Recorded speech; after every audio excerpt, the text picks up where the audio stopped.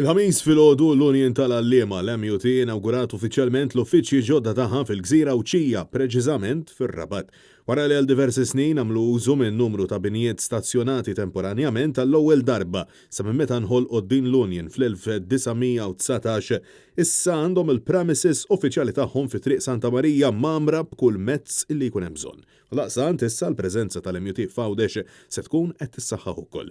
Fl-inawgurazzjoni mill-President tal-Union Marco Bonnici wasaħaq li dan huwa tragward ieħor li jintlaħaq mill-MUT li deskriva dan il-pass bħala wieħed importanti għall-membri tagħha.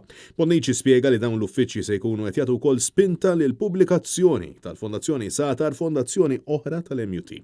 Wasosna li pass bħal dan ċertament se jkun ta' għajnuna sabiex ir-relazzjoni bejn l-Union u l-membri tagħha tkompli twassal għal frott mixtieq bil-għan li l-edukaturi jingħataw kull għajnuna mistħoqqa u possibbli mill-Union. Preżenti għal din l-inaugurazzjoni kien hemm ukoll il-kelliem għall-edukazzjoni Justin Xkambri kif ukoll l-Isqof ta' Għawdex Anton Tewma illi bierek il-binja l-ġdida tal-MUT.